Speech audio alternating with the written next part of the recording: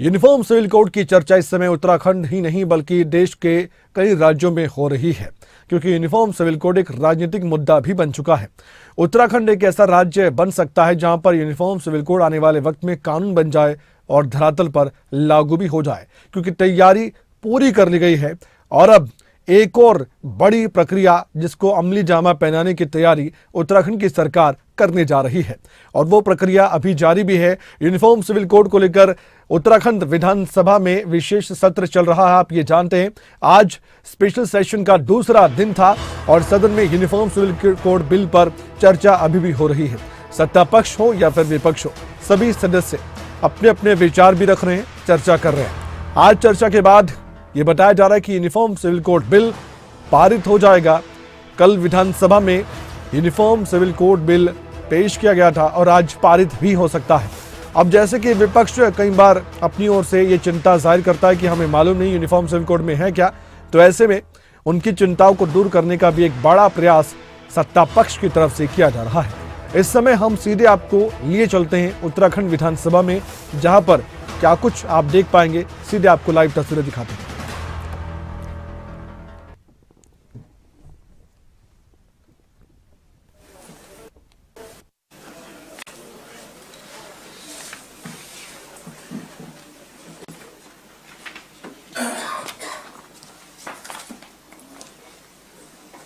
निरसन एवं वृत्तियां,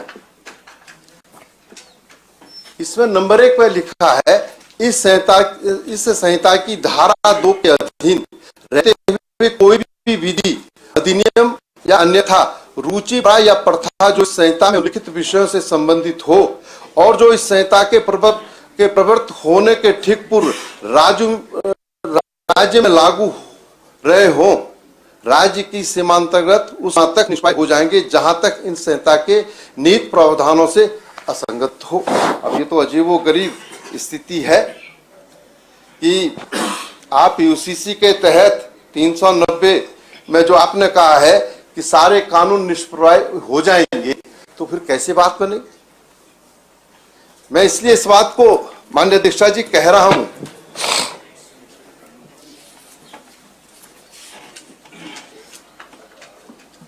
संविधान के अनुच्छेद 254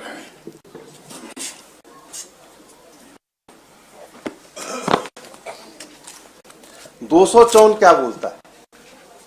संसद द्वारा बनाई गई विधियों और राज्यों के विधानमंडलों द्वारा बनाई गई विधियों में असंगति, यदि किसी राज्य के विधानमंडल द्वारा बनाई गई विधि का कोई उपबंध संसद द्वारा बनाई गई विधि के जिसे अधिनियमित करने के लिए संसद सक्षम है, किसी उपबंध में या सीमावर्ती राज्य में प्रगणित क्या विषय के संबंध में विद्यमान विधि के किसी उपबंध के विरुद्ध है, तो खंड 2 के उपबंधों के अधीन रहते हुए यथा स्थिति संसद द्वारा बनाई गई विधि, चाहे वो ऐसे राज्य के विधानमंडल द्वारा बनाई गई विधि से पहले या उसके बाद से पारित की गई हो, या विद्यमान विधि अभिव्यासी होगी और उस राज्य के विधानमंडल द्वारा बनाई गई विधि उस विरोध की मात्रा तक शून्य होगी।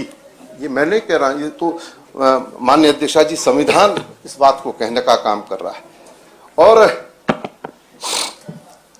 मैं इसलिए इस बात को कह रहा हूं अध्यक्षा जी,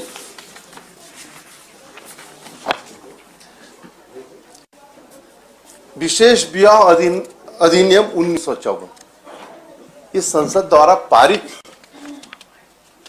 अधिनियम है, और इसमें आपने जो संपत्ति के परिप्रेक्ष्य में कहा है, और इसमें जो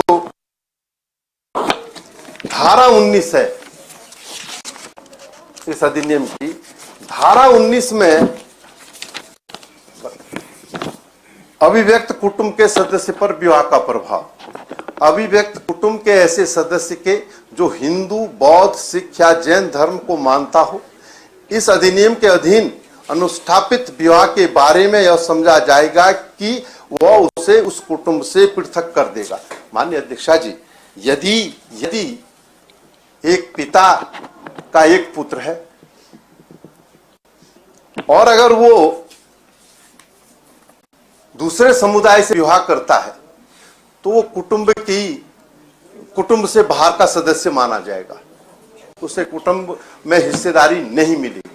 लेकिन अगर जो है वो जो है पिता का एक ही पुत्र है, तो अगर वो कुटुंब से बाहर होगा उसकी संपत्ति का क्या होगा? आपने तो विशेष विवाह अधिनियम नियम 1954 में जो व्यवस्था है इस यूसीसी के कानून से उसको भी जो है समाप्त करने का काम किया है। ये हालत, ये स्थिति माननीय अध्यक्षा जी आज इस यूसीसी के माध्यम से इस प्रदेश की होने जा रही है। माननीय अध्यक्षा जी, संविधान के, क्योंकि संविधान सर्वोपरि है, संविधान के इतर अगर हम कोई कृत्य करते हैं तो स्वतः ही अवैधानिक माना जाता है। यदि केंद्र सरकार या संसद द्वारा पारित कानून और उसके इतर हम कोई कृत्य करते हैं तो स्वाभाविक बात है कि राज्य का कानून जो है वो अस्तित्व में नहीं रह सकता है। और संविधान के परिप्रेक्ष्य में मैं कहना चाहता हूं अध्यक्षा जी, केशवानंद भारती बनाम केरल राज्य, अगर हम इसका अध्ययन करते हैं, मैं एक थोड़ा सा उसका उल्लेख करना चाहता हूं। 1973 में केशवानंद भारती बनाम केरल राज्य के मामले में सर्वोच्च न्यायालय की 13 न्यायाधीशों की पीठ ने अपने संवैधानिक रुख में संशोधन करते हुए कहा कि संविधान संशोधन के अधिकार पर एकमात्र प्रतिबंध यह है कि इसके माध्यम से संविधान के मूल ढांचे को क्षति नहीं पहुंचनी चाहिए। अपने तमाम अंतिम विरोधों के बावजूद यह सिद्धांत अभी भी कायम है और जल्दबाजी में किए जाने वाले संशोधनों पर अंकुश के रूप में कार्य कर रहा है। केशवानंद भारती बनाम केरल राज्य के मामले में 68 दिन तक सुनवाई हुई। यह तर्क 31 अक्टूबर 1972 को शुरू हुआ और 23 1973 को खत्म हुआ। 24 अप्रैल 1973 को चीफ जस्टिस सीकरी और उच्चतम न्यायालय के 12 न्यायाधीशों ने न्यायिक इतिहास का सबसे महत्वपूर्ण जो है निर्णय लिया। संविधान के प्रति मैं समझता हूं कि जो संवेदनशीलता होनी चाहिए थी वो इस यूसीसी में दिखाई नहीं दे रही। बात को कंक्लूड मैं इसको कंक्लूड करने जा रहा हूँ। इससे माननीय अध्यक्षा जी, हमारे बहुत सारे साथी कल जो है अब अपना अभिभाषण भी इस यूसीसी पर बोलते हुए कह रहे थे और आज भी बोलते हुए कह रहे थे कि ये यूसीसी महिलाओं को समर्पित है। और मैं आज इस सदन में कहना चाहता हूं, यदि ये सरकार वास्तव में महिलाओं के प्रति संवेदनशील है।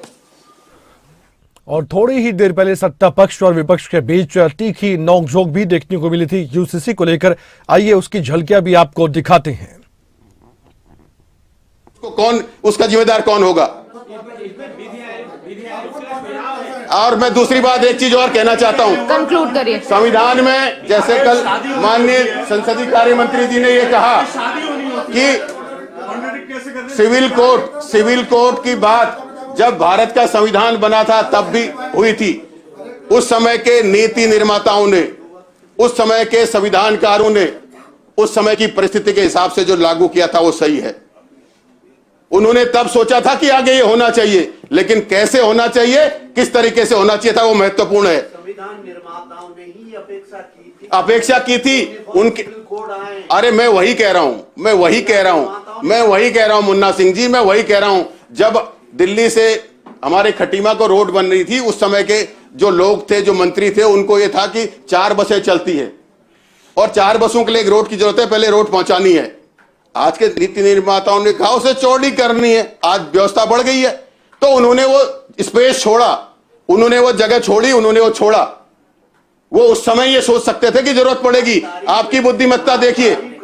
जो कॉन्स्टिट्यूशनल एक्सपेक्टेशन मैं आपसे करने का काम किया नहीं, मैं कह रहा हूं भाई बिल्कुल। अगर आप लोगों को ये लगता है कि जो लिविंग रिलेशन में एक तो युवाओं के जो स्वतंत्रता का अधिकार है, जिसमें गोपनीयता का अधिकार है, आप उसे रजिस्टर्ड करके आगे कैसे ही होगा ये समझ में नहीं आता है। देखिए, मैं धन्यवाद करता हूं आपको कि आपने मान्य अध्यक्ष जी माननीय अध्यक्ष जी, सहवास शब्द का अर्थ मैं सभी से चाहूंगा कि आप जरूर गूगल कर लेना। माननीय अध्यक्ष जी, हमारे बहुत विद्वान साथी ने 2-3 बातें कही, मैं उनको थोड़ा स्पष्ट कर दूं। आपने कहा कि ये ड्राफ्ट कमेटी 20 महीने तक मैं करती रही और 20 महीने में इन्होंने कट कॉपी पेस्ट की इन्होंने।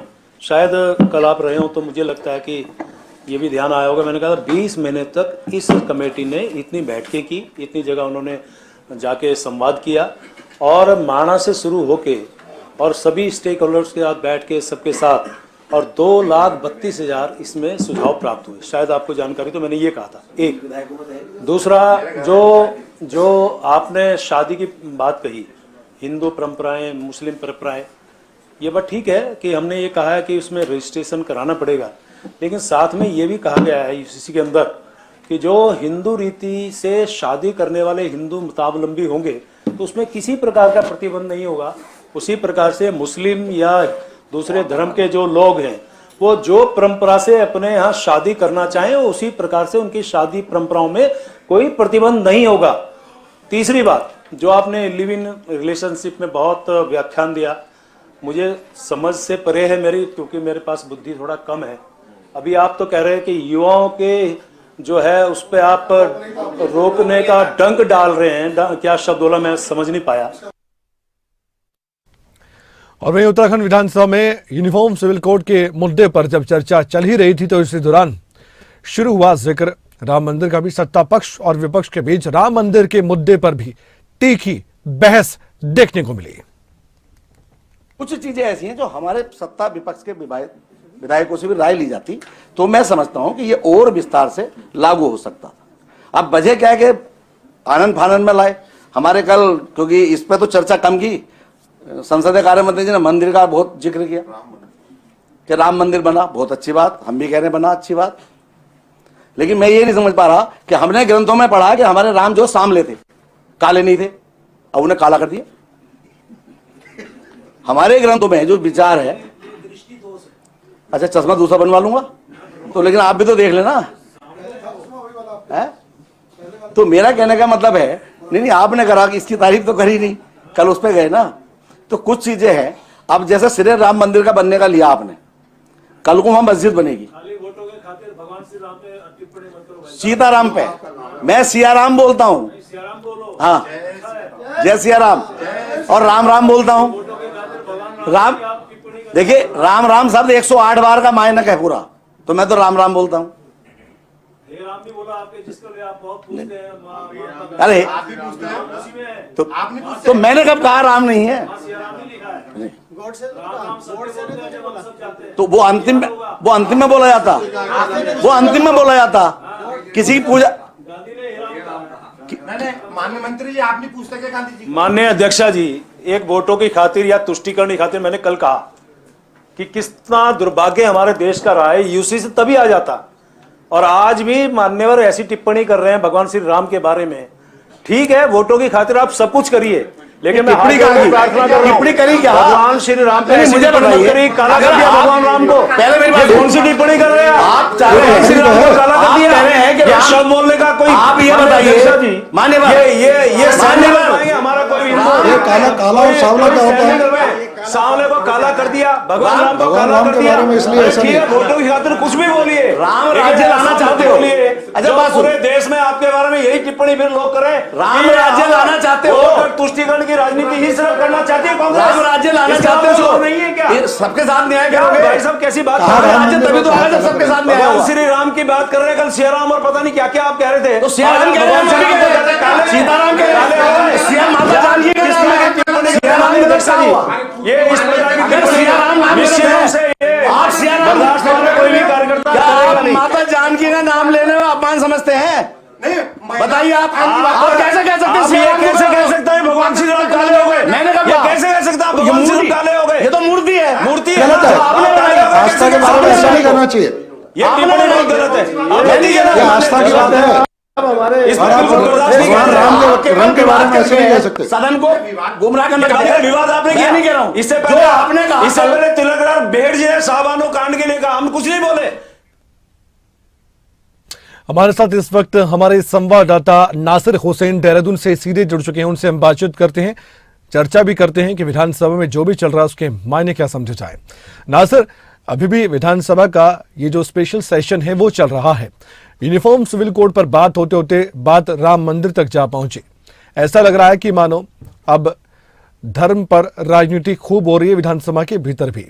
यूनिफॉर्म सिविल कोड को लेकर जो चर्चा चल रही है, इसका नतीजा अभी अगर निकाल कर देखें, जो कल और आज की हमने चर्चा देखी है, क्या देखते हैं आप? विपक्ष की रणनीति क्या है और सत्ता पक्ष क्या बताना और क्या जताना चाहता है? दोनों बातें बताइए।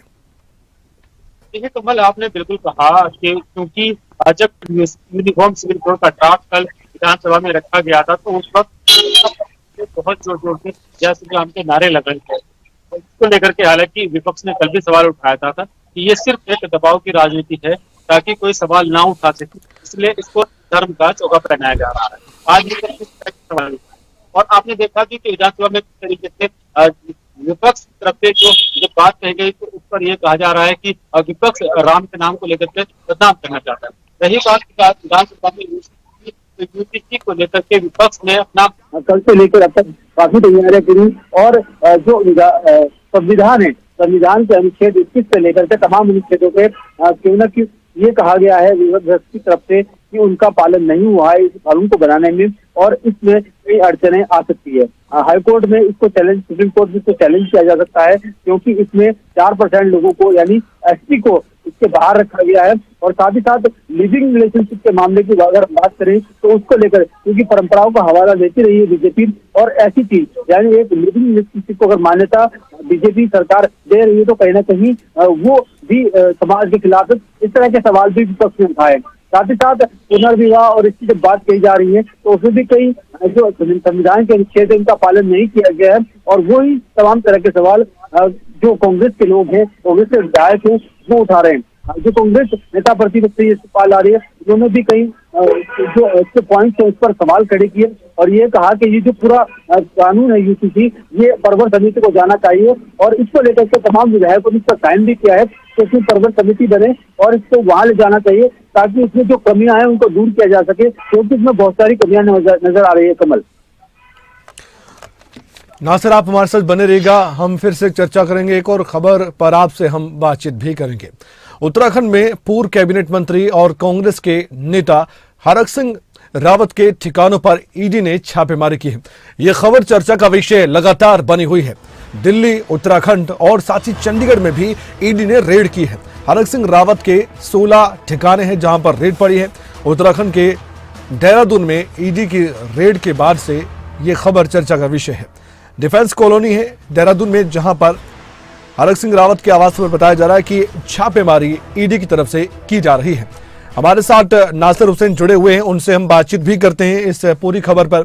नासिर, ईडी को अभी तक क्या मिला, क्या जानकारी कुछ मिली है या फिर सब कुछ गोपनीय तरीके से जैसे ईडी करती है वही चल रहा है? सूत्रों के वाले से कोई खबर मिल पा रही हो, कोई सबूत हाथ लगाओ ईडी के हरक सिंह रावत को लेकर? और ये पूरा मामला क्या है, दर्शकों को ये भी बताइएगा, समझाइएगा। देखिए कमल, अगर इस पूरे मामले की बात करें तो उत्तराखंड में जब डॉक्टर हरक सिंह रावत कैबिनेट मंत्री थे, फॉरेस्ट मिनिस्टर वो थे, तब उनके कार्यकाल में एक स्कैम हुआ था, फॉरेस्ट स्कैम।